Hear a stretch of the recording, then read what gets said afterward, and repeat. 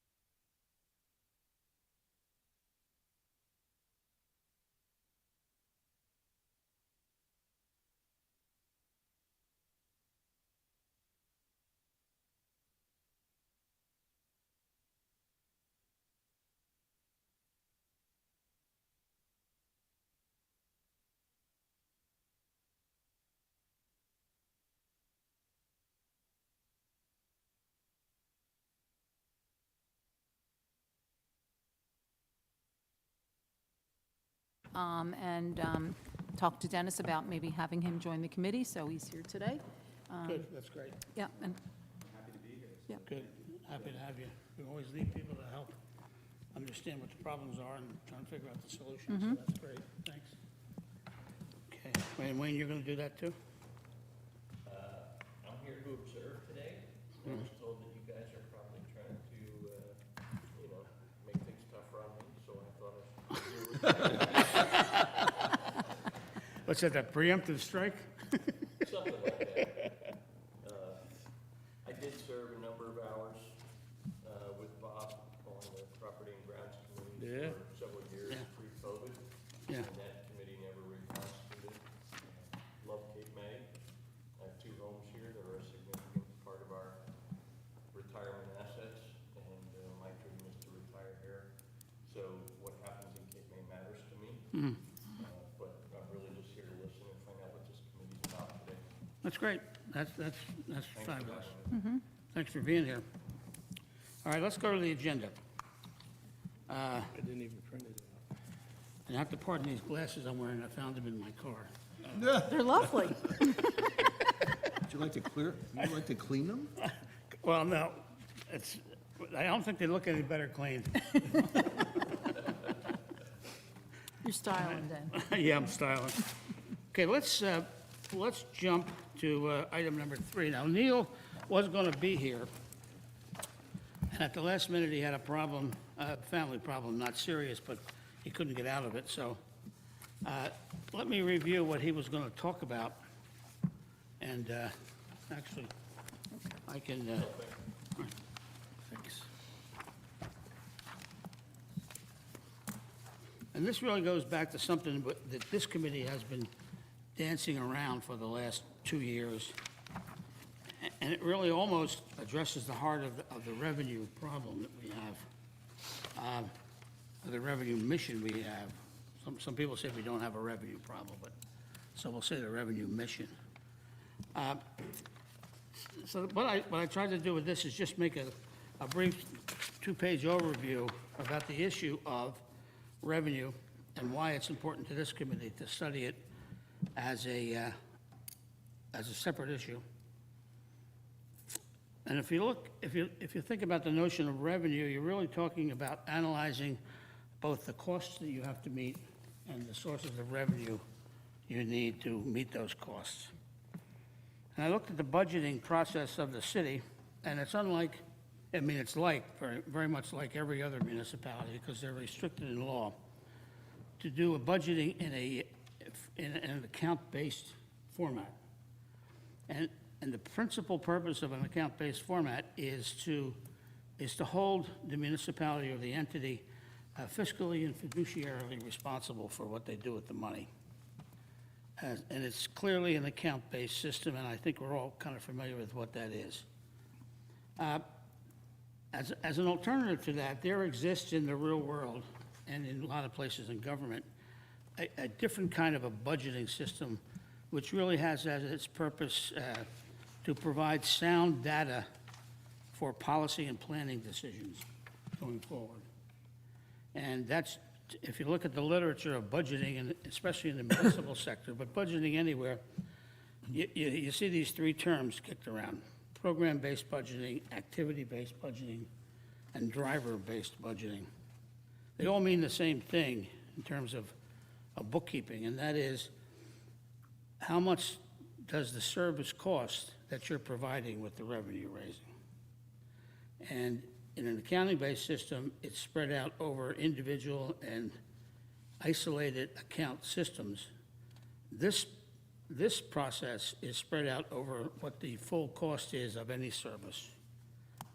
Now, if you look at the account-based system, we're meeting the law. We're following the statutes. We provide an annual budget on a prescribed format, and we provide a user-friendly budget. Both of these are state requirements. They are the surface level of a municipal budget, and they have a deeper and more detailed layer of spending and revenue beneath it.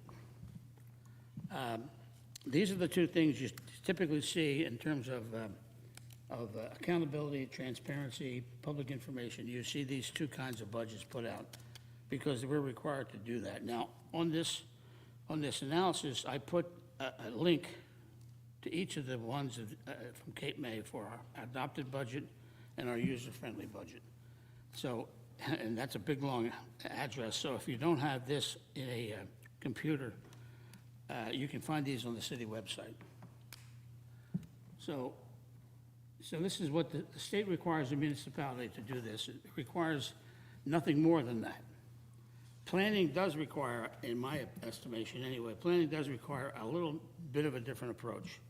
And this is the thing that I discussed with Neil Young at some length for several times over the last month and also over the last couple of years.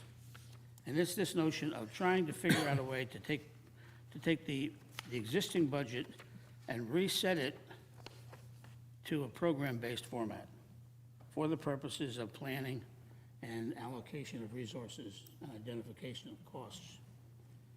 Now, as you can see in the brief description of a program-based budget is a system that records, researches, and analyzes activities that lead to costs. Scrutinize the budget for looking for potential ways of efficiency, but also, in a sense, potential sources of revenue, and that's really what we're all about here in terms of identifying revenues. And then identifying and allocating those revenues to the cost drivers. Now, if you go to the second page, what I tried to do here is just give you a brief snapshot of what that means in real terms. In our Cape May budget, when we say police department, we say the police department, we think of the salaries of the police. But if you look deeper, you dig deeper and pull some of the things out of our account-based system, you'll see that the cost of a police department is really these 10 or 12 items. But you won't know that until you dug down into the budget and found it out. You couldn't come to a bottom line cost for police until you do that. I'm using police just as an example. You couldn't come to the bottom line of police cost unless you did that scrutiny. Costed out each of these elements, and then summarized it in a budget, an operating budget for that service, rather than just that line item in an account-based budget. Now, when you So, look at, Dennis, Yeah. I'm used to it more being defined as a cost center. yeah, that's the same thing. Okay, all right. It's the same thing. I mean, the literature of accounting, everybody likes to come up with a different kind of different a term, term, but yeah. it's really basically, that's the same thing. What's the full cost of what you're doing, and how do you pay for it?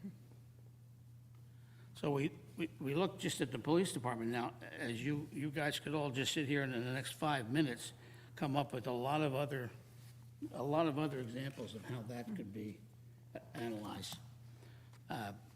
One comes to mind, something we've talked about quite a bit in this committee is the cost and effectiveness of code enforcement. As a cost center, code enforcement needs to be defined.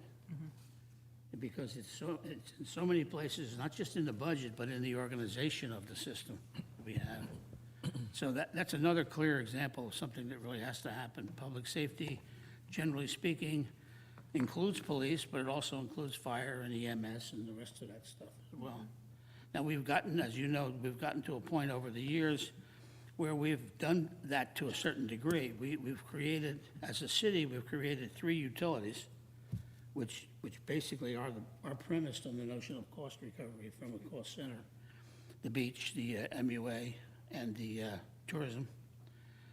We've also, as a committee, we've convinced the council in the last 2 years to take a look at the budget and see if they can identify costs that belong in utilities and then put them there, rather than put them in the general budget.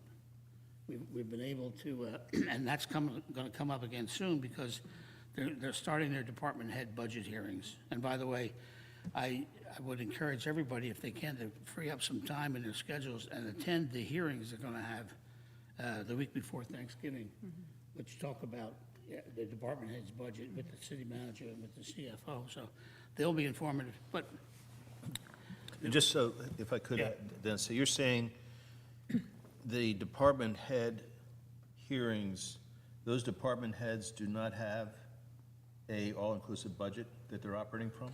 just for their department, but not fully tied down. So the police department head would not have all aspects, wouldn't be able to see all aspects? No, not unless he personally did it individually, Okay. yeah. So what is what Their budget- components are in their budget? It's usually operating costs and salaries. Gotcha. So much more. Oh, yeah.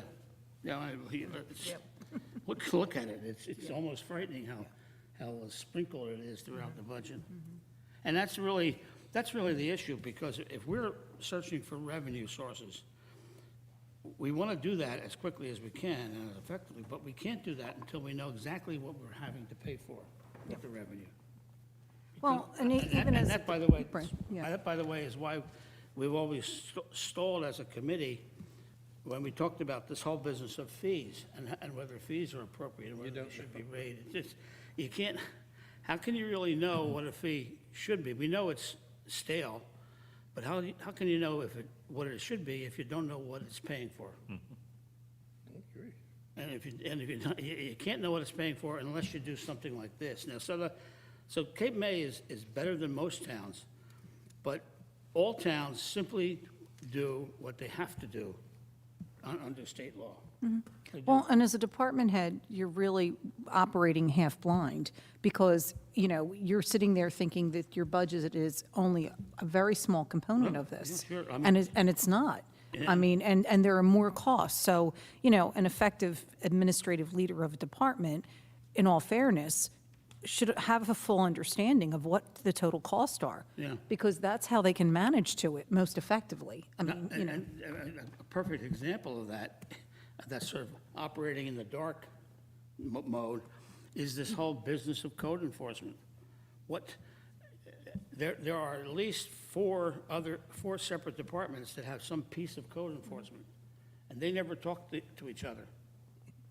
They never put their budgets together. Nobody sits atop those four and says, okay, here's what code enforcement costs you and you and you, but here's what it costs Cape May. That never happens. And so those cost drivers drift along on their own inertia, and they never come together in a concept that looks like anything like a coordinated budget. Well, Dennis, too, with the police budget, we have the other municipalities. Yeah. That- Oh, that's just BC here. I mean, our police department uses electricity, but we're paying full tilt on that, and if there's a legal action brought against the police officers, we have to pay for the protection of the police officer. Somebody sues or something. Which is an interesting point you're mentioning, because this list isn't even inclusive.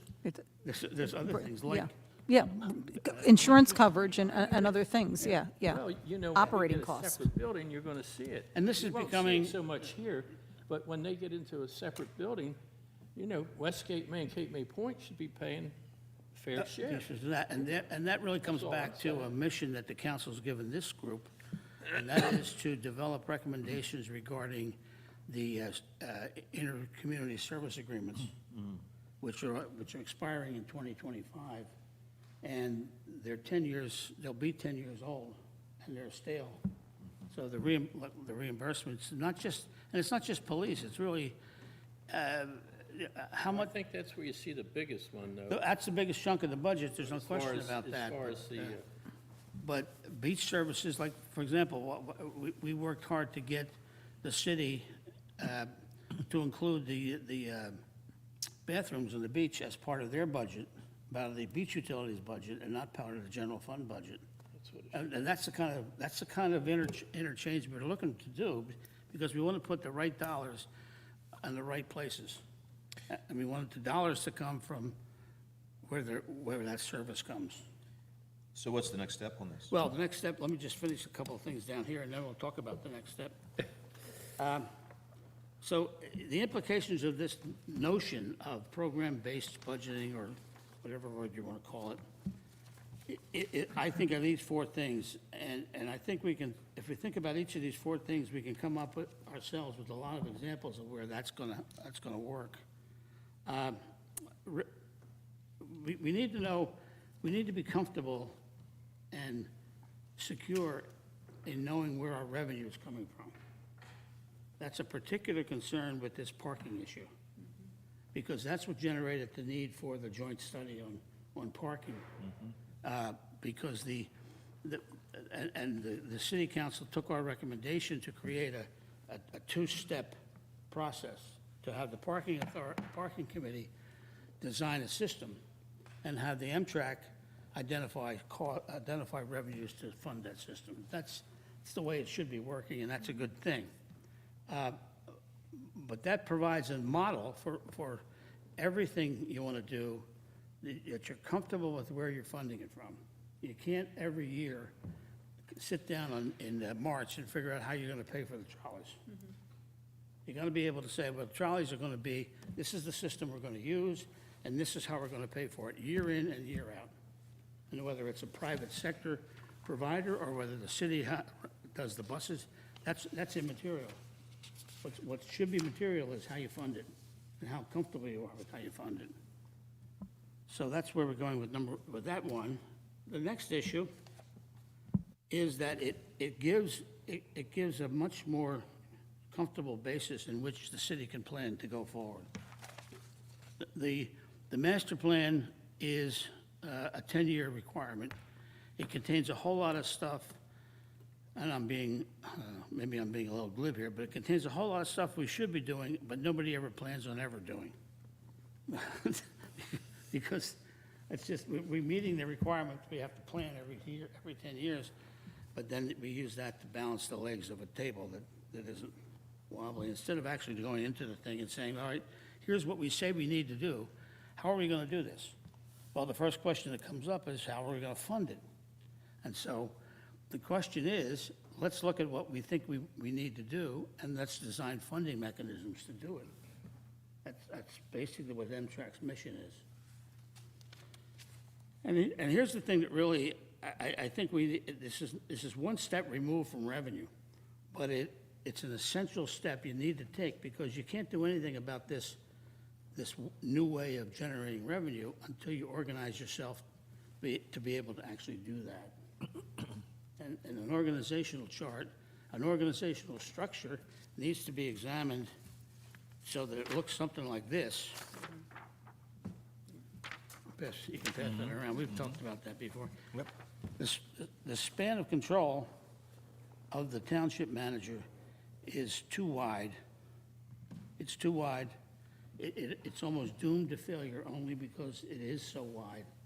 And nobody, and I think I've heard myself say this a couple of times before, I would never take that job. Because it would mean, I don't care how much they would pay me, I would never take the job because I would not be able to do it. You can't directly supervise 15 separate agencies, 15 separate offices and departments, each of them having their own mission, and most of them having overlapping missions, like code enforcement, for example. So if you want to be the manager of an organization that doesn't have an organization, why would you want that job? So I think in order to make this recommendation viable and doable, we need to recommend some sort of an organizational structure to the city that creates that system that helps this revenue measure work. Well, Dennis, right now, the system is, of course, the city manager and, what are you looking for? Okay, sorry. It really depends on the department heads, to take some of that slack off the city manager, but even at that, it's overwhelming. I mean, when I was mayor, I didn't even have a city manager, it was up to me. Huh. But I had very good department heads, and thank God I did, because, like you said, it was doomed for Oh, failure. yeah, but you were under a different system of Well, yeah, governance. it was, but it's the same idea, Well, it is the same idea, but this, You got a lot out there. in the system we have right now, we have a statutorily designated individual that manages the entire city. Yeah, absolutely. As opposed to the mayor, council system. And that individual has to be given the armament to be able to actually do that job. But he does have department head meetings every so often, Right. but no, I'm not trying to. No, I know you're poo-poo not. what you're I- saying, but It's just too many departments. It's- Here's another span of control Yeah, chart. Yeah, the only cautionary note I'll make, having been in organizations that started to develop structures, you don't want to have one person reporting to one person. You don't want to have a structure No, that's so vertical yeah, that it layers and adds expense that's not necessary. yeah. Yeah, I agree with you. So that would be my only cautionary note. In an organization like this, it's, we essentially have, it's a football team with about 10 quarterbacks who have the. About right. That's a good Who've been description. given the ability to call their own plays. And by the time a city manager gets to the point where finding out what all the plays were called, it's too late. Well, and I go back to having been in that role and having department heads reporting to me. One of the things that held them accountable was understanding the expenses and where the revenue was coming from to be able to manage to it. I mean, it went hand in hand. It became part of what you understood to be your job, so you had an accountability. But I do agree that there are a lot of very good people with a lot of talent in the city administration, but I think it's very challenging because they're in many respects, operating as a silo. You know, they're doing their job and they're doing it very well, but trying to bridge that to one person, it makes it very difficult. And that span of control, I agree with Dennis. And just having been on the other side of it, I think a big part of this is understanding where all of if you're going to be responsible for a budget, it needs to be fully, loaded, as, we would say, a cost center, and know where my revenue comes from. Then I manage to that, then I understand that. Yeah. And it all goes back to the capacity of a municipality to plan its future. The city's good at planning the things it wants to do, Projects. but we need to add a component that's just as good to plan how we fund it, how we pay for it, how much it's going to cost. 3 to 5 years. Yeah, well, what year to year and 3 to 5. 5 years, yeah, So yeah. building on Maureen's point about fully loaded costs, one of the watchouts is you'll start to encourage people to build their budgets, because now, if I'm allowed 3%, if my budget's larger, then I can have more additional expense next year. So what we did to combat that was we had a concept called above the line and below the line. So the controllable costs and revenues are above the line, and that's where the department head is managed against. The below the line, the allocation of the police building on an annual basis, the cars, the things that That's great. the department head doesn't control those costs. Those decisions are being made by somebody else. We need them to be fully loaded, but the manager, the department head, is not responsible for them. Yeah. Right. There are certain, and we used to, in healthcare, it was a little bit different. We would have, a fixed line. Right. Which was our, personnel expenses, medical supplies, things of that nature. But, there could be variables, and variables were market-driven, outside of my control. And then there was just, organizational costs that might be infrastructure. Right. Building, IT, things of that nature. Right. But at the end of the day, I had a line item. I knew how much I was being assessed for depreciation on the building, how much I was paying for IT services, any of those things. And I still had to know how I was going to figure it out. Well, and I would suggest that if something was being allocated to you that you didn't think should be, you push back. Yes, absolutely. So that's one of the reasons to have that information above and below the line, because if someone's allocating too much IT to you, you say, wait a moment. Yeah. Why am I getting so much? Yeah, and that dialogue, in a perfect organization, that dialogue takes place Right. here, Right, not up here. Right. Not at a council meeting. right. Especially in this form of government. I get it. That's an excellent point. That's why I think it's very important to drive these kinds of decisions into an organization. The only problem is we don't have an organization. And so the recommendation I think I want to make to the committee is that we design an organization, or help the city design an organization, so that we can get to that point. Let me ask you a question. Yeah. Wouldn't the first crack at that be someone like Neil, or not? Well, that's Well, what Neil he's was the coming to the closest meeting for thing- today. He's the closest thing we have. Yeah, that's exactly, that's my next point, actually. Neil was going to be here, and he was going to explain what he's going to do for us. Oh, okay. Because I've talked to him about this, and he's fully on board with this. Because it's a way that, and it's actually easier doable than you might think it is, not the organizational part, but the gathering of data is actually easy, because now they're getting everything computerized and digitized, and spreadsheets can help you with fields and whatever. Spreadsheet can help you push a button and actually make that kind of a calculation. So He's fully prepared to help us on this. Yeah, On You the should have a fully financial side, loaded but per cost, we need some per shift, expert on the per police planning is officer. what we need. What's that? I said Neil's good on the financial, Yeah, absolutely. but Absolutely. it And comes if- back to planning, though. You- He had fully intended to come here and talk about that today, and he got called away on a non-critical family situation. But, so that's where we are with this. And I think that going forward, we need to do a little more thinking about like this kind of talking we've been doing here, a little more thinking about this, and get a proposal ready to the city, and it's prime time, because they're doing the budget development right now. Are they considering any way combining any of the departments to, if we're No. talking about there's 15 different departments, and I realize you have, people have unique functions, and sometimes they simply just don't blend and they don't No, mix. no, they're But not. No, they're not, because it's, the municipal budget cycle in Cape May is just like every other municipality. And it basically comes down to what's inflation doing to last year's budget, and how much property tax are we gonna have to raise? That's essentially it. There's not a lot of long-range looking down the road. That's just what I said. You got to have planning, too. Yeah. That's true. Well, it's very top-down. There's a number at the end that they get, and then they just apply.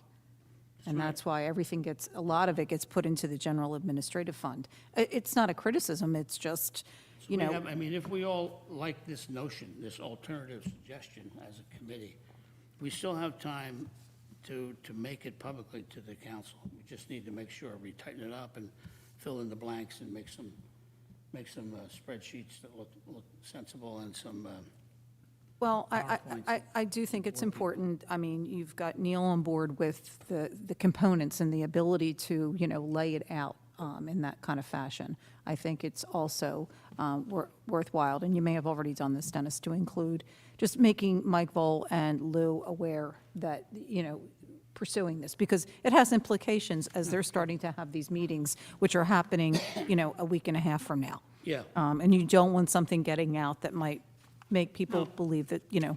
No, and I really only wanted to introduce this notion. Right. The details can easily be worked out. I think we need to get over the hump of agreeing that we'll follow the law with our account-based budgeting, like we do every year, but we want the city to be committed to a program-based budgeting going forward. That would be like a strategy, a policy call, that every year, the city plans two kinds of budgets. One that meets the state requirements and the auditing requirements, and the other that's actually a planning tool. Well, and I think it's more transparent for people sitting in the audience, too. Yeah, it is. Because most people work in this type of world or have some exposure or experience. The municipal budget process is Okay, very confusing. As we go forward with this, let me just make a couple of suggestions to you.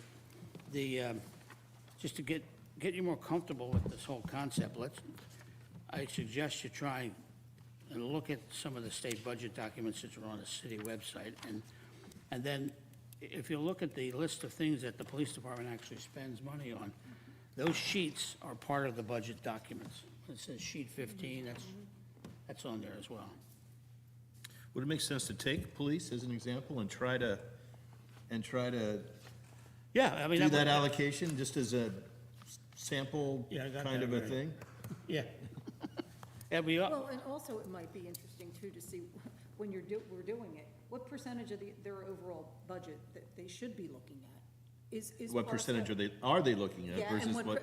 versus what's parking lot at someplace else, you know, Right, if you're even right. like at health benefits. Right. Is at 22% that's That's a sitting big one. someplace, it's a big one. That is a Retirement, it's a big one. Exactly, right. Yeah. Are they sitting in another budget somewhere, and therefore, you're never really truly looking at the expense or understanding the cost? Yeah. That's why, for me, I used we were a cost center. I always knew the cost per unit of what we were doing, because I had to, because that's how we were Yeah, able to and develop a this is, budget. like I mentioned before, this is going to become very real in 2 years, when we have to recalculate how much the other towns pay us for police services. Would you do me a favor? Yeah? Could you send this out in an email format? So 'Cause then you it'll don't be, have to- So I can just click? I will do that, I'll do that. Russ has been pointing on Just click, I know how to do that. It's not going, it's not going. All right, I'll do that, that's not. Thank you. Yeah, okay. All right, so that's where we are with that. Now, the next issue, Martin, why don't you take over? Because Martin has been tracking up this letter that we were charged with writing to do two things. Number one, I don't want to take much of what you're going to say, Martin, but the city council asked Mtrac to draft a letter to explain, after we made that presentation on the success or limited success of the residential rental ordinances, to tell everybody who owns a property in Cape May that there's rules regarding residential rentals, and number one. And number two, there's a new rule that requires everybody who rents a property to provide their insurance certifications as a safeguard against legal problems. So Martin, why don't you take it over from there? Martin's drafted a letter, and I sent it all to you. You have a copy of it. And I'd like to talk about that today, get it tightened up and get it off as soon as possible. So Martin, why don't you walk us through that? All right? Sure, thanks, Dennis. Yeah, I think I drew the short straw. It was either me or Russ. Thank you. Well, So, Russ's bag is already breaking. He's got too much paper in it. again, we realized pretty quickly that just contacting, when the city council charged us with this, just contacting the people that are applying for mercantile licenses now, we're not reaching into the right bucket. We have to send something to all homeowners to begin to capture what Dennis's numbers have detailed. 62% of the housing stock that is not allocated to full-time residents and full-time renters are unaccounted for. We don't know what percentage of the 62% are actually renting their houses out for a weekend or an entire summer.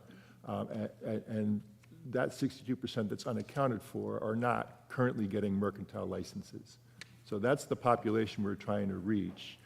I did some quick math. If we assume that 25% of those are actually rented out, it's $75,000 in MERC fees. If it's 50%, it's $150,000, and that's only the MERC fee. There also are the fire inspection fees, the tourism fees, the other things that are charged. So getting our arms around that 62% is considerable money to the city, and that's what our objective is, to try to get as many of those 62% as possible. My suggestion, this is purely my suggestion that I came up with as I thought about this, is to require that all homeowners submit a document. If we just send them a notification, they may or may not read it, and if they don't have to sign anything, they may or may not abide by it. Generally speaking, if people actually have to sign a document that says that they don't plan to rent their house out, when they do, they may think twice about doing that. And we do know that there is some subset of the 62% that are simply not volunteering to pay their mercantile license. Now, that does create a burden on the city because that's a lot of pieces of paper that are going to have to come back. My suggestion in the letter is really to have the documents either emailed back to a dedicated email address where they would scan the signed document and send it back, or drop it off by hand here at City Hall and put a mailbox somewhere that they can drop these in. Then someone within Aaron's office would have to tally these up and see what we've got. This is not the application for the license itself. This is just the notification, putting them on notice that, hey, if you're planning to rent your house out, you will need to apply for a MERC license. And when you do that, you're going to have to submit proof of insurance. So just a couple of suggestions. We're just talking about the mechanics. So is there going to be some kind of an access database set up so that when these come back into the clerk's office, they're automatically going to hit yes, no, so that we have a full accounting of everyone who got a form, returned it and said, I got my form, I signed it, but I have no intention of renting. That's my first request. The second request is we definitely need to have a process by either allowing for return mail envelope, and I know it's an additional expense, but certainly down in Village Green, we have a lot of seniors, and so that they're not going to be a crowd that's going to potentially people, scanning and things of that nature might get a little bit too complex for some people, technologically wise. And so And some people might be more, a little homebound and not even be able to bring it back down. So I'd like to at least explore the fact that sticking it in the envelope and returning it back, that way, especially because people who aren't living here, it's their second home. If we're sending this out anytime over the winter season to get a start on it, it's just easier to have that return envelope, so. Yeah, I obviously thought about that. Putting a stamp on every one of these is I a know. great expense. Yeah, or at least an envelope and allow them Business to put reply their- mail of Right. something like that. I Yeah. tried to make it as administratively easy as Yeah. possible, and I Right. do still recognize some people will simply still throw it away. Mm-hmm. So we're not going to get the 100% compliance this time out. We're going to have to. I have a question about. Sure.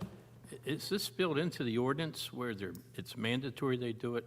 Is it clear, I mean, in the ordinance, I think it should And be, we- which is Do what I what? wrote down. that they follow what he's telling them to Yeah. do? I mean, I basically wrote at some point, that there needs to be very I mean, clear you have to have language. a hammer over their Right. head to make That them says do it. every And you got to homeowner, state it in there. regardless of You past or don't do future this, you're intention. subject to.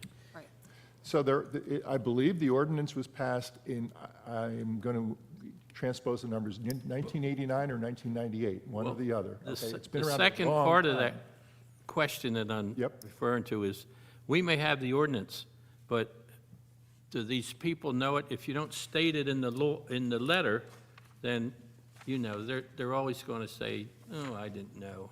Yeah, take a quick look at it. I mean, it's in the first paragraph. You did But put it in also, there. the city does have the ability to assign fines and penalties, which I don't think they've ever done before.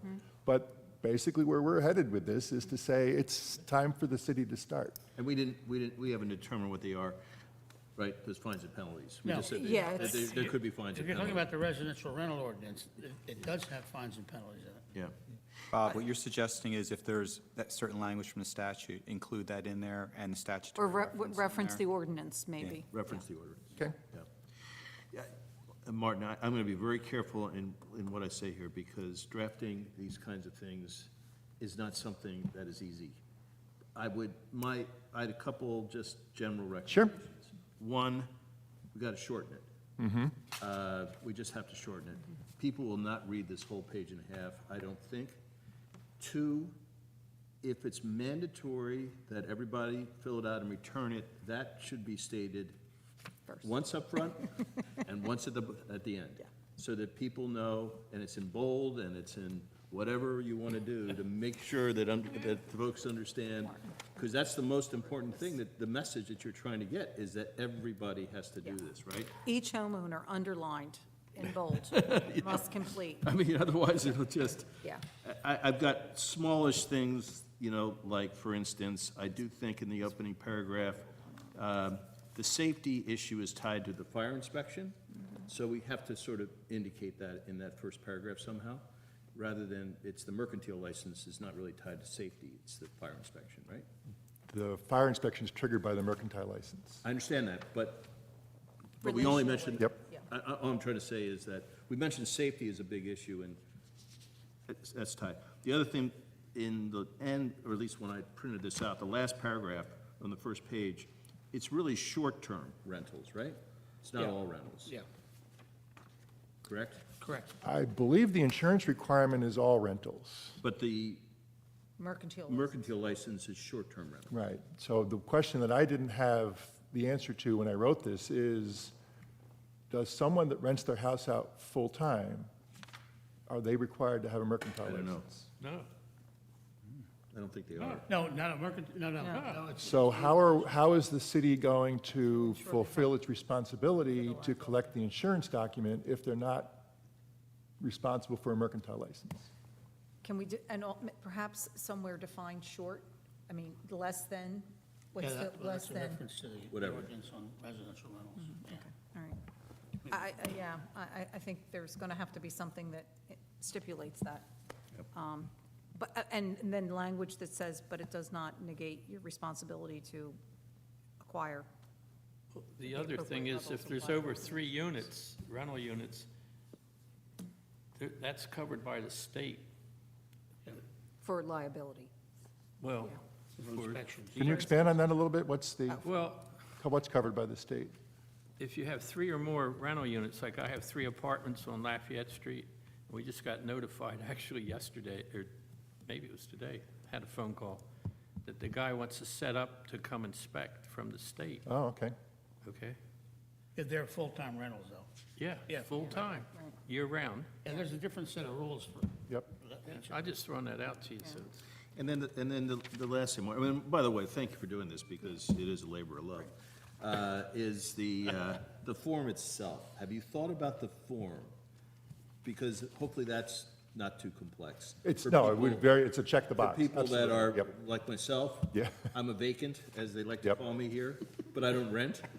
Right.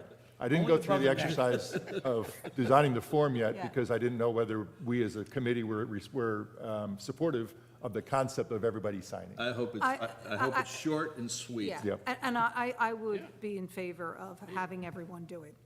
I think it puts everyone on notice, everyone's being treated fairly. You go on the record, you stipulate, you are Yep, not renting. right. And you get out of this, area where people say, well, I didn't know, and I never got anything, and so we just tighten this up a little bit. But I agree, making it one page would be good, trying to limit the amount of information to really the succinct, because people will not read it. You really just want them to get to the bottom quickly, understand what their responsibility is, and get the form back. Do you rent or don't you?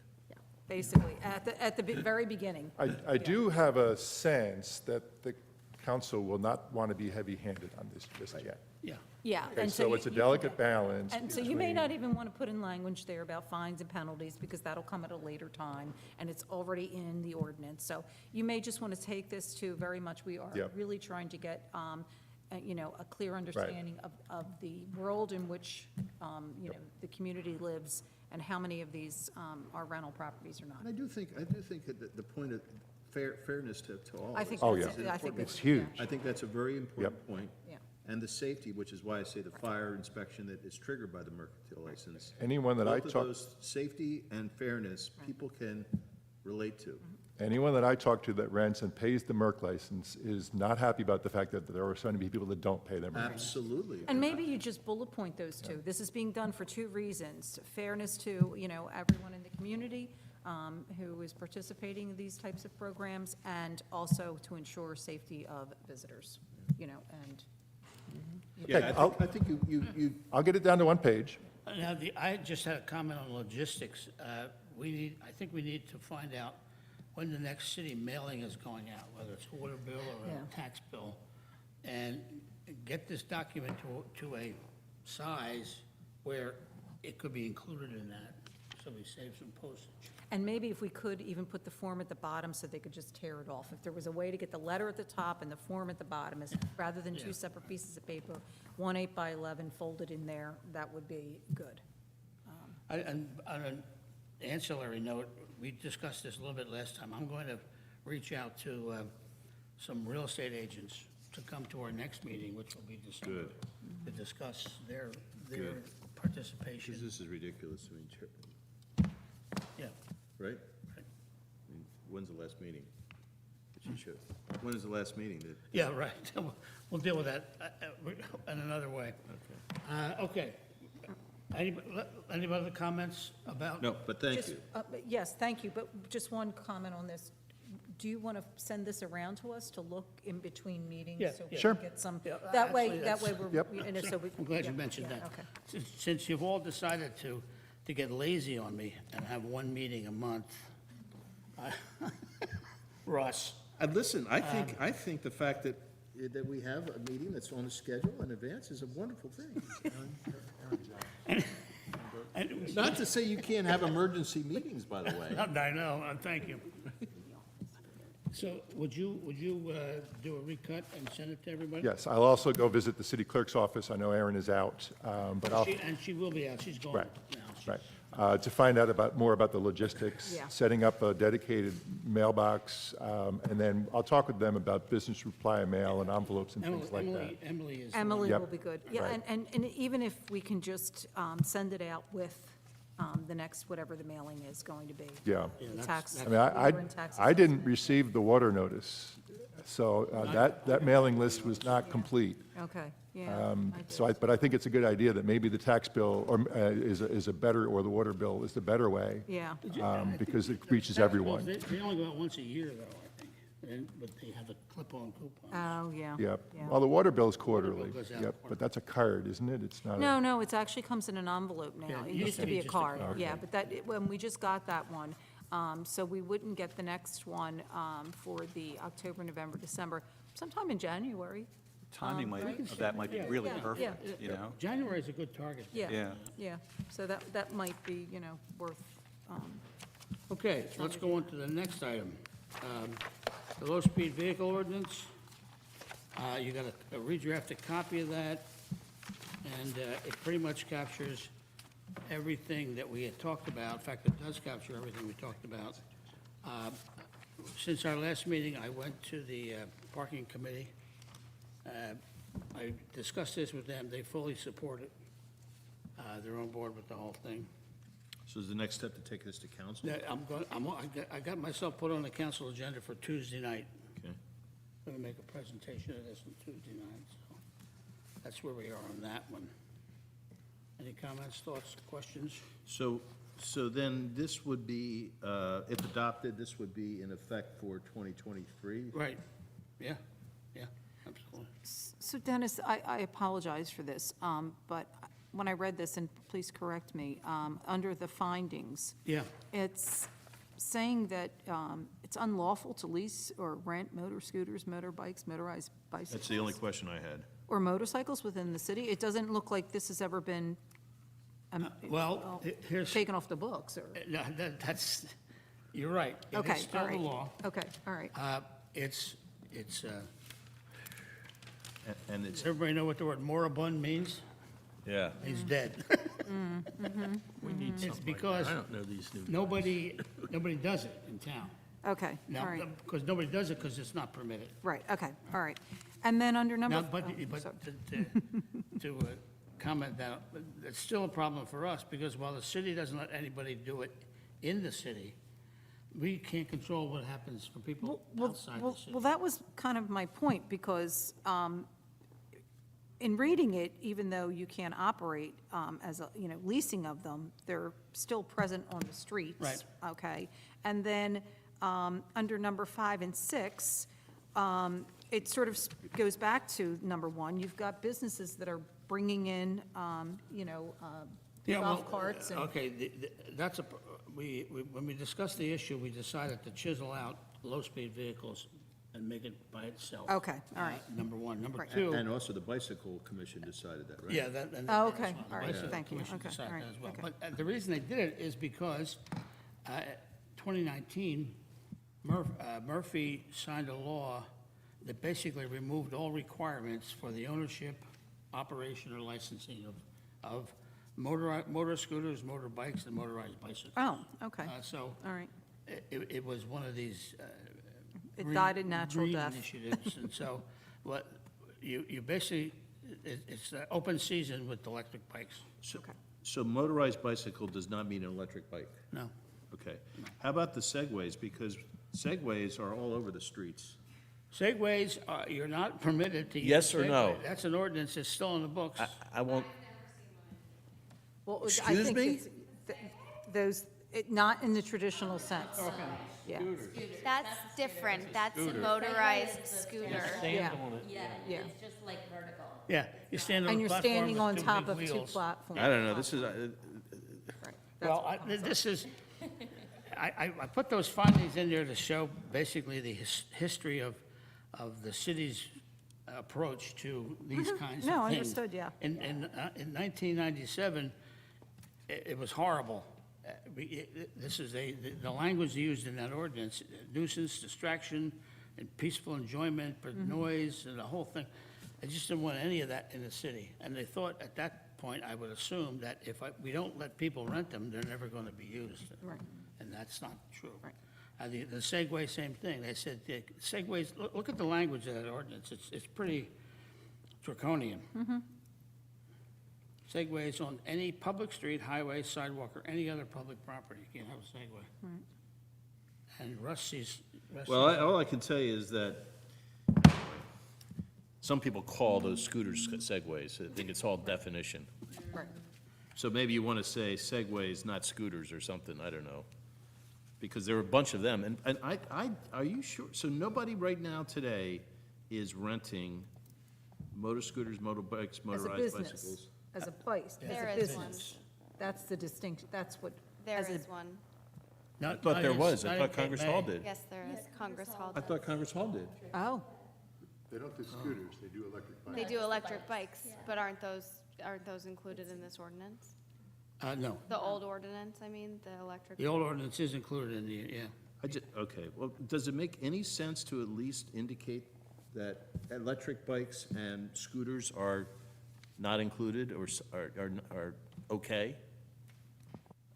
are included, not included, No, electric bikes, we're saying are fine, are fine. and as are scooters, right? The law, Is that what you call a scooter, where you stand? the law still prohibits the rental or sale of scooters in Cape May City. It does? Yeah, the rental of them, The rental of them, not the usage of But them. not the usage of them. not the usage of them. Right. How about the rental of electric bikes? Same thing. There were no electric bikes at the time the law was written, so the law doesn't cover electric bikes. Right. Okay, What was the date of the law? Well, that would be a motorized bike. well, all I'm trying to say is that they are rented, They're renting them in Congress Hall. yeah, Yeah, so, well, so is what, that's a code enforcement issue. Dennis, I thought you said that motorized bicycles did not include electric bikes. I said it. No, he said it, yeah. A motorized bike, this is the 1997 ordinance is stale. The state law makes it clear that it is included in that. Is included? Yeah. Okay. Electric bikes are included in the state law? Yeah, yeah. Yeah. And that was 2019. Can I just comment on 5 and 6, but sort of 5 and 6? tangentially? Yes. Yeah, but more so about the implication of these, the golf carts coming into the city from outside businesses that are renting them. And what provisions are we giving property owners to let them know when they're renting, to let their renters know what is required as far as, safety regulations, adherence to driving, license, any of those things? You got the, go to page 1. Okay. These points are not an ordinance, they're the contents of a proposed ordinance. The second one would cover what you're talking about, as would the third one. So if you rent one of these. So if I rent one of these, I'm supposed to, I'm being told that, You have to be told by the owner, by the person who rented it to you, that, I have to have a driver's license. yeah, all Right, of the right. things up Okay. into. Okay, all right.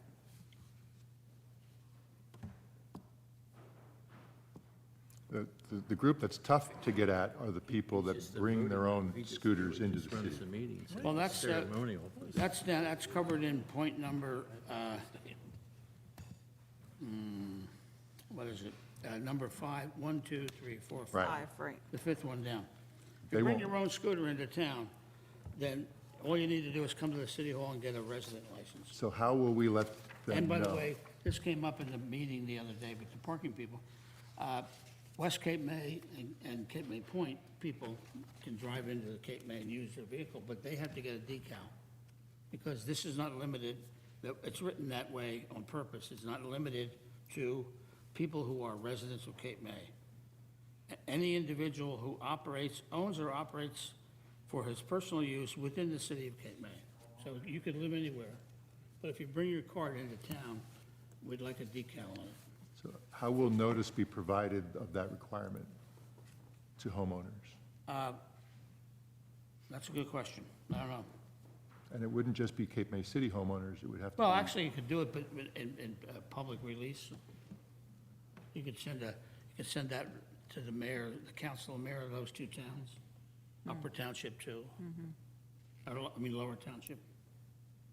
There's a lot of procedural ways you could do that, but I guess the point is, we're recommending that if you're driving a cart in Cape May, you either are renting it or you own it, it's yours, but you're gonna be decaled and you're gonna be stopped for compliance. And that decal is a prima facie indicator that you are Where does the legal. decal go? Where does the decal to be placed? Yes, are we making them give specific locations so that the You police could do could that. find it? That's procedural, you could do that. Like on the back or The something? back or the windshield, every street legal vehicle has to have a windshield. Right. Put it on the Put the de- windshield. Put them on the windshield. You might want to say. Needs Don't to be put it in one- front of needs the to be one driver's spot face. for Right. enforcement purposes. Right. All right. Anything else? Okay. We're running late on time. Let's press forward. The joint parking study, let me pass this out. Just to give you an update. 3, 4? Four. 3, yeah, 4.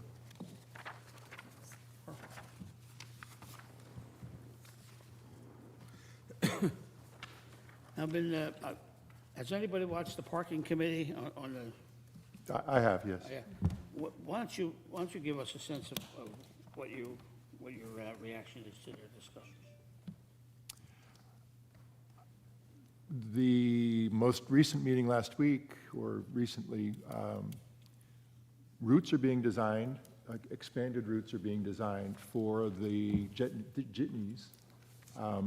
There have been, they've gone so far as to decide, the parking committee has decided they will be color-coded, and the routes will be interlocking around the city, so that there will be places where you can get off the orange jitney and get on the yellow jitney. Like the T-line. There has been discussion about setting up satellite parking. Most of those discussions have been around satellite parking within the city, for example, the Bank Street lot. There has not been a lot of discussion about satellite parking outside the city boundaries. For example, I know that the school over on Bayshore is, we've asked before whether we could have people park there, have been told no. There's been no further discussion about pursuing that. So I think that there's still some work to be done in terms of finding parking. But Stacy is looking very much to have this go forward quickly, so that the routes have been decided before she leaves office December 31st. Yeah, I thought one of the spots they were looking at was the city-owned lots that have not been turned over off of Pittsburgh Avenue. Yeah. So the Pittsburgh Avenue one is complicated by the fact we're swapping a part of that for part of it. Yeah, well, but there's several some land acres. still available. Yeah. Yeah, there's still some, And we're not sure whether there are wetlands there, but that, I don't think that's a solution for 2023 at this stage. I got you. It's in discussion. There's also talk about expanding the Bank Street lot, and then some discussion about moving the Revolution Rail over to the other side of Broad Street to open up more spots there. That probably something that could be done in the shorter term. But they're not sure whether the owner would be willing, of Revolution Rail would be willing to do that or not. That's a good So idea. with the time frame for this to run, seasonal, year-round, I mean, any component of year-round? Yeah, those are, I think there's a lot of questions that do still need to be answered. I mean, the one that is paramount in my mind is the jitney service was originated in 2019. And I don't know that we've ever really asked this administration whether they are prepared to have this continue to be free. I think the answer is yes, it should be, but that's Martin Van Walsum talking, that's not the city council talking. I think it makes it easier for Mtrac if it is free, because now what we can do is we can't, I don't think we can make it be self-funded by ridership. I just can't imagine that we'd be able to do that. By having it be free, what we can now do is we can say, well, a part of the beach tag revenue is really associated with providing transportation. A part of the parking meter revenues is associated with providing transportation. So we can sort of suggest that those buckets be tapped into. But I do think that it's a good question to ask Dennis, to make sure that everyone is on board with the fact that this will be a free system. Once we expand it and make it free, starting to charge for it will become immeasurably more difficult. Yeah, it'd be impossible. So, you know, I think there's, Maureen, I think there's a lot of things that need to be considered. I don't think that they've timed the routes. So we want them to interlock, but we don't know how long each of the routes It's- takes. yeah, yeah. We certainly can't determine that by the time that the system we put in place, because, obviously it will take a lot longer in July than it does in Right, February. and yeah, and there's variables to all of that, obviously, but I do think that there's been some,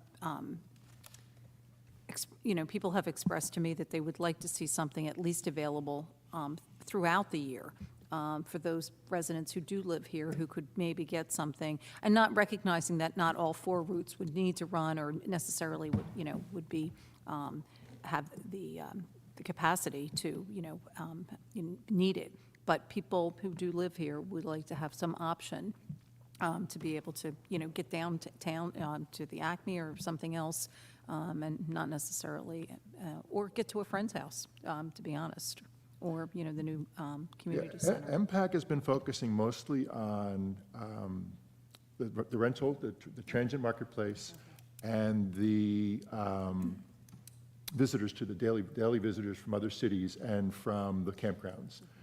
There hasn't been a lot of discussion, to Dennis's point of what has been getting discussed about residents, full-time and part-time residents. That's not been Yeah, discussed. yeah. And also employees. There's Yeah. not been a whole lot of discussion about. Because that's a big one. Yeah. It's a very big one. Yeah, and I do think, and I do think that there needs to be at least some discussion about a route that exists, off-season, that is just able to provide accommodation for continued employees who are coming in, where, it makes it a little bit easier to park down here, but encouraging people to sort of stick to their routine. And also residents would like to have some options. So I really hope that we, and perhaps just taking, that'll come up with the parking committee, but that we need to consider that when we're looking at this. There's got to be something that's at least available, one route to run around the city, and even if it's 2 days a week during the off-season, just to be able to, give people an option. And then we evaluate it, put it out there as an option and evaluate usage after a year or something like that. They need Thursday nights next to the shell front at Bramble as well. Yes. While that's still in place. You want that to be a stop, Russ? We will be tasked with funding recommendations on an expanded 4 to 5 routes, starting in May, May is what they're looking at. within the next couple of weeks. Okay. So we have an immediate task, I think, to be able to address. Anybody else have comments on that? I had a couple comments and a possible suggestion. I just took some notes here. The free thing, the months of operation, I think it's critically important that committee measure the employee requirements of any system, because that's been the original cause of the problem in a lot of ways. And the yearly residents, critical piece. The resolution creating that study charged them with looking at the way other towns like us do this stuff. And I haven't seen that happen on their agenda yet. And the final thing is, the resolution also alluded to exploring the possibility of shared operations with other municipalities. In particular, Lower Township, West Cape May, has lots of land that's not being used for anything but holding up the dirt. And there's got to be some way of reaching out to the town like West Cape May, who basically, for want of a better word, is our partner in tourism. To be part of the solution to this problem.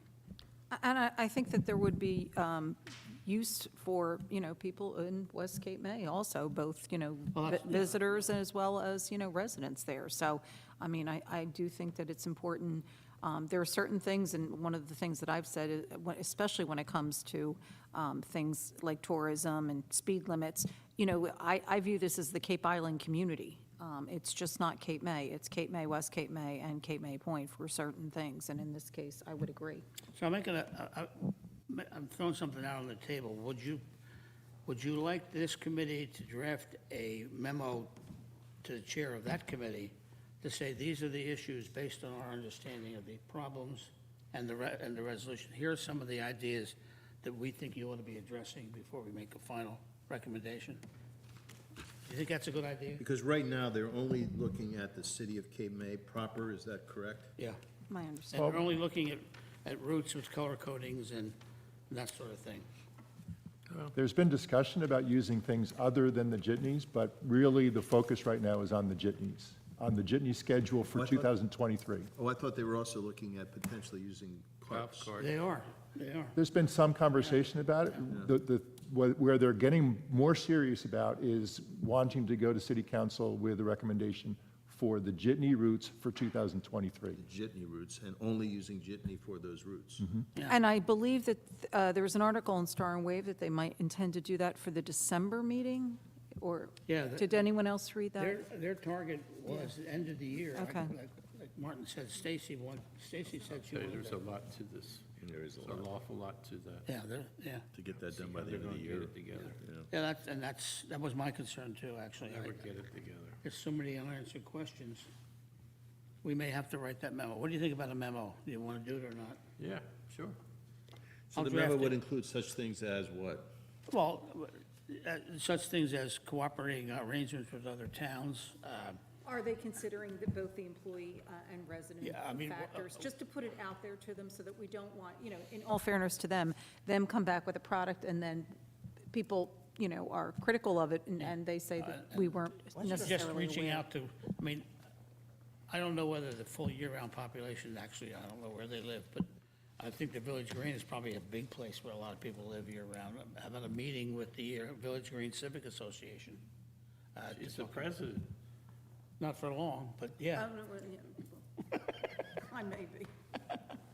Well, the only problem with the other communities, we don't have, Cape May doesn't have their act together yet as to what we would be offering them. I'm not against you writing a memo to them, but, and then I'm afraid the first question is, what's it gonna cost us? Yeah, it's true.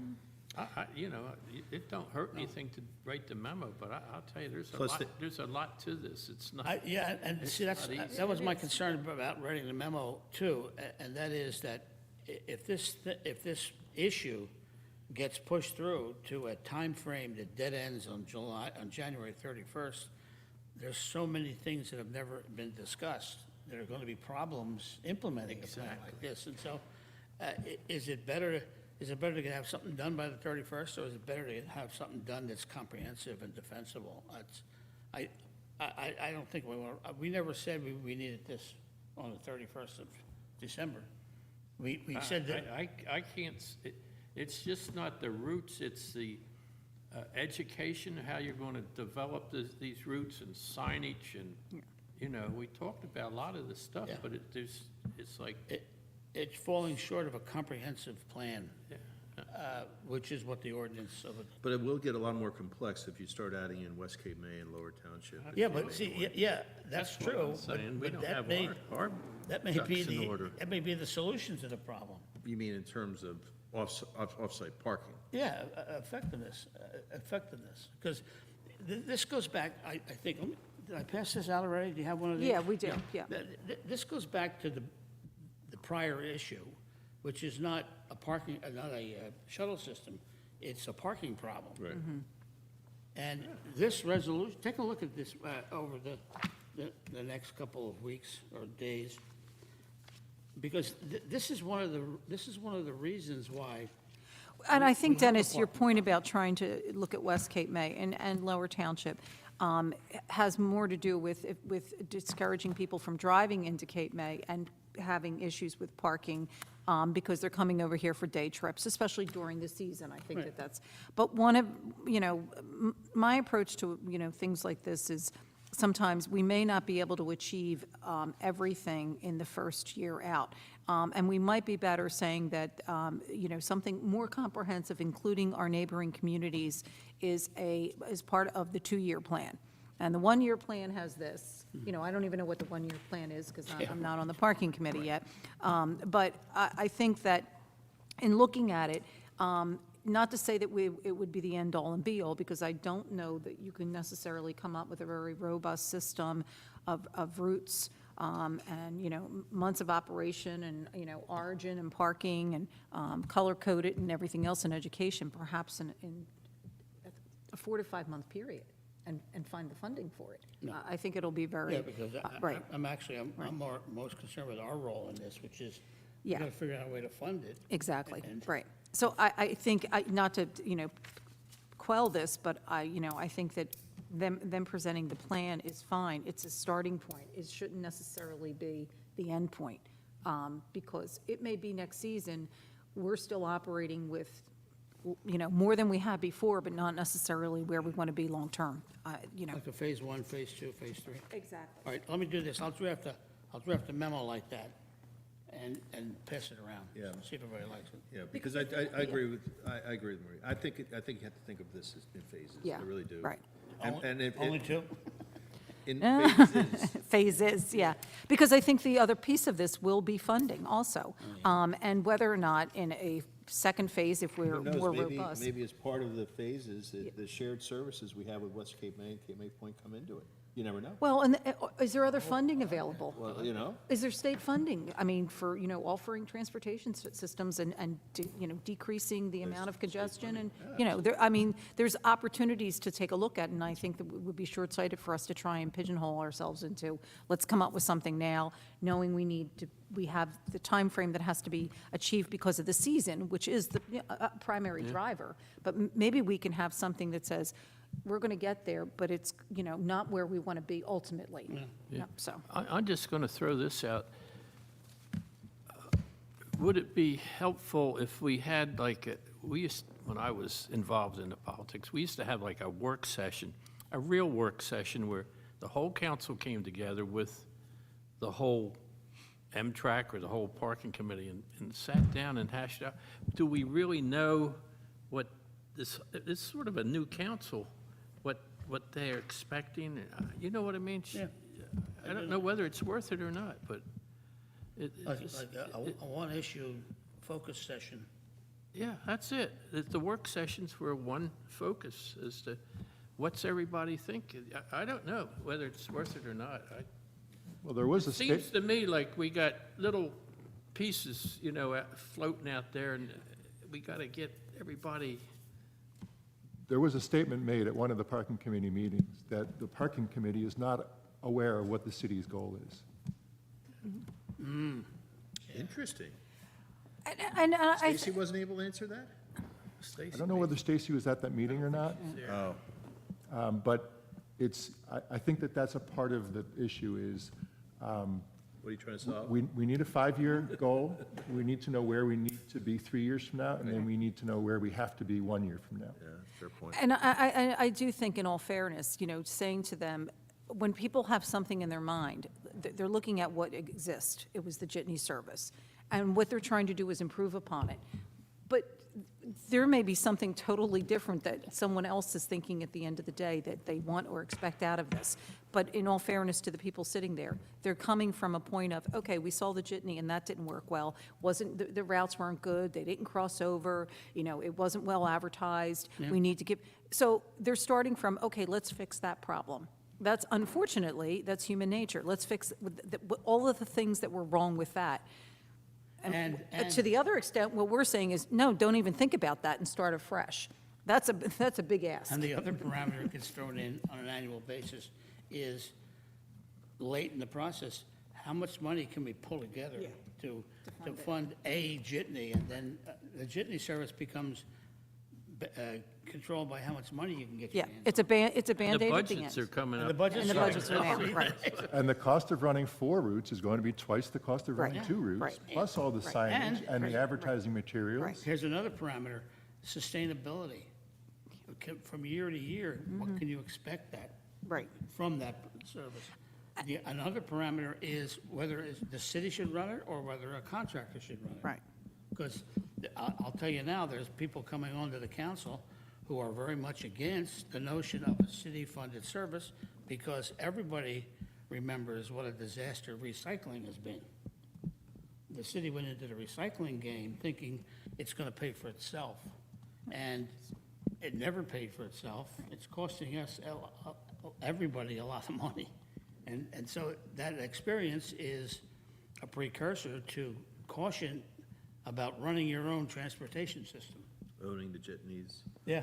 owning the. Service, all that. Service. Yeah, I mean, Changing the oil. maintenance, Maintenance, employee storage. costs. Right. employee Drivers. costs, so, and I can only tell you from my own personal experience, when we were working at Jefferson and Penn, they didn't run those jitney services, they didn't own them, they contracted with them because they wanted no part of that business. And they had a lot of territory to cover, but that was not something, I mean, everybody's would- privatized. Look, you go to a baseball game and the Yeah. security guards are all working for Right, some right, company. right. They're not working for the right, Phillies. right.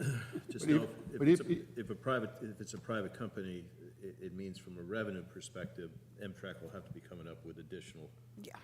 Revenue. Right. Well, they will anyway, because, more than. well, no, I would say less than, because if it's a city-run system, if you can look at the recycling as an example, a city-run system is costing a lot more than a contracted company, service would right. be. And it's too late to switch it over to a contract? Yeah, because we own $1 million worth of trucks. Anyway, But the, A different problem to be solved. even if it's outsourced, though, it still needs to be managed, and Yeah. that falls on the city manager. And it still needs to be managed, and, that also, they want to put signs up all over town, helping people to understand where to get all the different routes. Yeah, So that- that's an additional expense as well. that's, well, yeah, that's gonna be, but that's like in chapter 3. We gotta get through the first two. I will tell you, if the app had worked on the last one, it would have been wonderful, but it never worked. Like, it kept having me in Atlantic City. You know, I could never get to, I could You're never, talking about the old shuttle or the current jitney? the jitney that we just had this past season. Okay, Yeah. People said the Yeah. app did work. I don't know, every time I went on, I was in Atlantic City. Hey, And I never You go have there. signs- you have All right, signs so with the the bottom routes, but line is, people- I'm gonna draft a letter. Yeah, that makes sense. I'm gonna draft a letter raising concerns, and You'll ship it to us? I'll for send it comment. out to everybody. Also gonna suggest to the mayor that he put together a focus group on this with council, this committee, and the parking committee. And I would like to for make it to sure be, everybody's on right, the same page. and open to the public, Yeah. too. I think that there should be people here Well, from let's the do public. this. right. I'll make a suggestion to the mayor that Has to he be have, open to the public. he have his first town hall meeting on this issue. Oh, that would be a good How's idea, that then. sound? Yeah, it's fine, but one of the charges that was given to us was to investigate other, like That's the cities. parking committee, right? Right. Yeah. Mhm. No, we do as well, No, I think it's our No, investigation. it's- in the resolution. It is in the Oh, we resolution do for share, us. yeah, okay, all right. I thought you So, meant- so I'm just thinking that, maybe we can each take one away and, whether we take, I don't care, whatever tourist towns we can think of, Aspen, we could sort of maybe select towns. It makes sense to do that with the parking committee, though. Have them study the same cities that we're studying. No, I agree at the with same that. time, right? Have they already selected cities? No, they haven't even Well, talked about Well, that. then we may want to consider going That's on our first. list on the memo. Oh, that'd be on the memo, okay. Steve, did you have a comment that you wanted to? No, No? it's Oh, okay, all right, okay, all right. Okay, that's the end result of number 6. Number 7, anything else pending issues? Yeah, I did. Huh? No, the pending issue was this thing that I sent around. So is this 2022, not 2023? This was the one we did this last, at Right. the beginning of November, January of this year. Right, We need to start looking at this thing for next year. right. And also, well, we look at it with two different eyes. One, what have we done about this stuff? And two, what should we be adding to this list?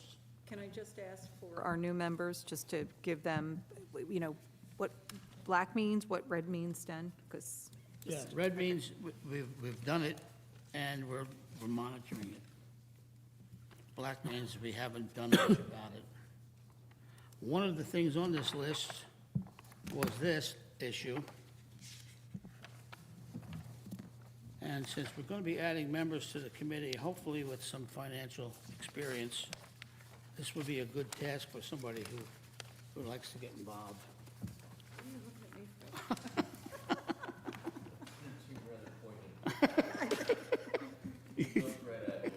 I was passing the papers down to you. Did you give him one? See, and you're not even a member of the committee, so think of the amount of paper you're gonna get when you are a member of the committee. It's unbelievable. Way ahead of yourself there. Bob, did you warn him about me? You may not want to. No, I didn't warn him. Here it is. This is what you're gonna get. Yeah. This I printed off with the assistance of our CFO. This is the bond scenario, the debt service scenario for the city of Cape May. And we've been assured by the auditor, by the CFO, and by everybody who says anything about this, that we're in great shape from a bonding perspective.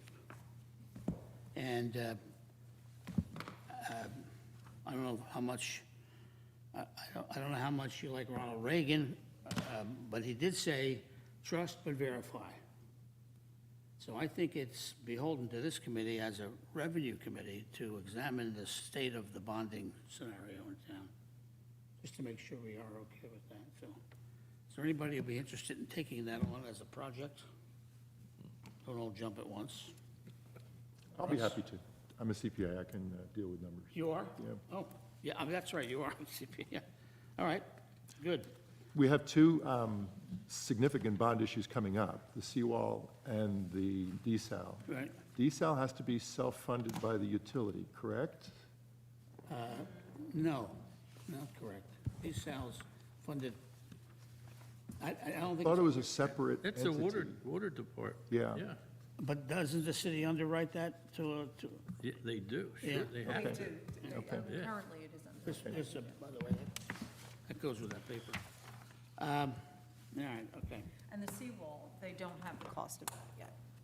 Correct, they were, I don't know if you watched the last meeting. Yeah, I was actually here at the last They meeting, have a right. new design that is Yeah. simplified, Yes. which I assume means it will cost less. That's the hope and the expectation, so. All right, so going forward, one of the items that gets added to our list in a red capacity is this bonding business under the Cape May revenue stream. We're going to start looking at that. Is there anything else that you might want to look at? Of course, this regionalization of services, that's on our agenda. That's the top item for us because of the council's direction on the, Right.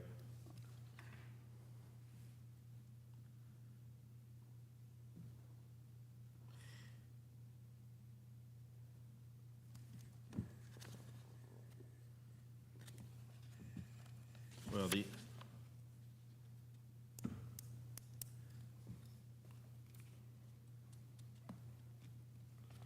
there's stable funding for a citywide parking system. We're working on that. yeah, but I think you ought to separately indicate analysis of other like cities. And I wouldn't mind getting involved with that one, All right. Okay. because it is a separate, it is stated separately in the resolution that I read.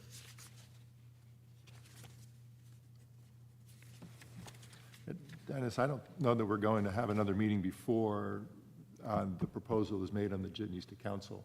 So I think we may need to be prepared to provide an answer of how are we suggesting to be paid for.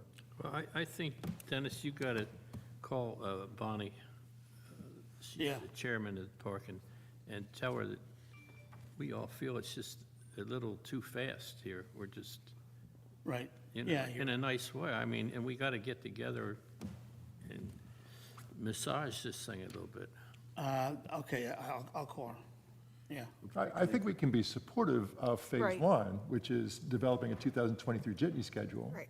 We do obviously need cost estimates, but as a committee, Well, see, I don't know that they're firm on just jitneys. I mean, like somebody said, No, I it's, said that. it's a they're golf not, cart. but that's not currently being considered. What's currently being done is they literally took maps away from the meeting, Yeah. and they're designing the Yeah. routes. So, and they assigned the colors. And to me, that's very process-oriented, and it doesn't seem like there's a sort of high-level structural plan to go around it. And not as a criticism, but just, it might be that they're getting a little further ahead, and in looking at it, it really could be what's going to happen for next season, which Yep. would be wonderful, but I don't know that necessarily that is exactly the full plan. I don't think they intend it to be the full plan. I think it's Okay, just, I think it is so, yeah, just, and we ma- have the and- reality of Okay, 2023 is so that's the coming. difference. So that's where the clarification with Bonnie might be, Dennis, is we understand that you guys, that the committee is about to do a presentation.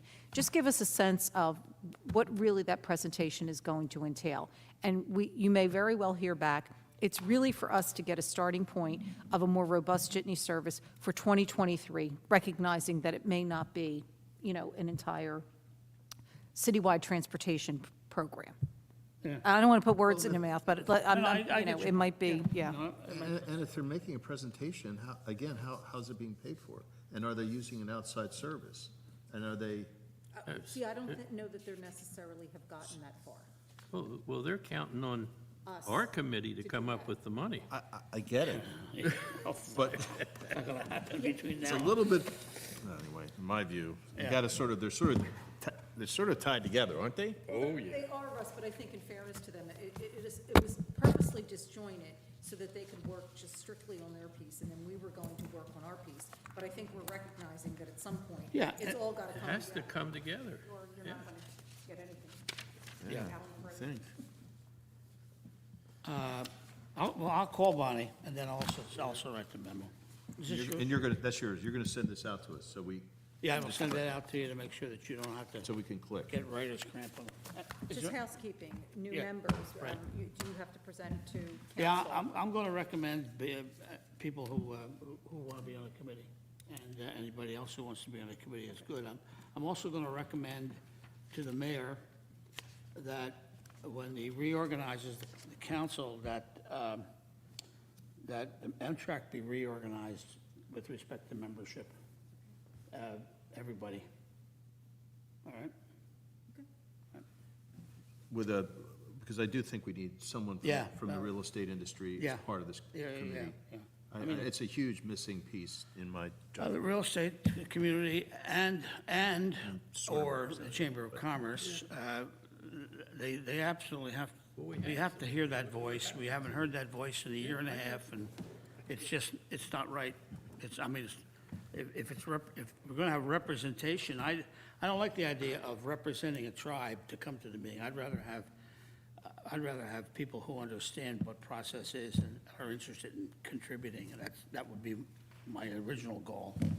If it's gotta be tribal, then every tribe should send us somebody who can do that, rather than not do that. Understood.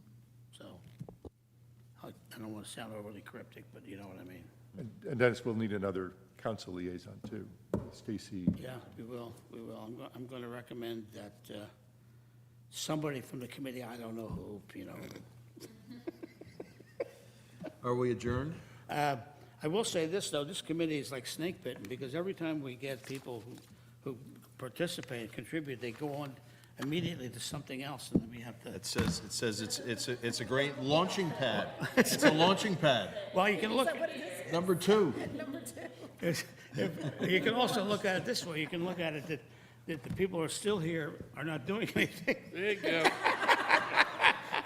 Uh-oh. No, not you, Bob. All right, there's a motion to adjourn. Does anybody have any good of the order issues? Anybody? Graduated. So we're the minor leagues, right?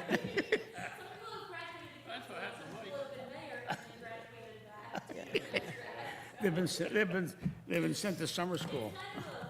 I'm going to have to re-examine my own motivations, because I'm thrilled to be here.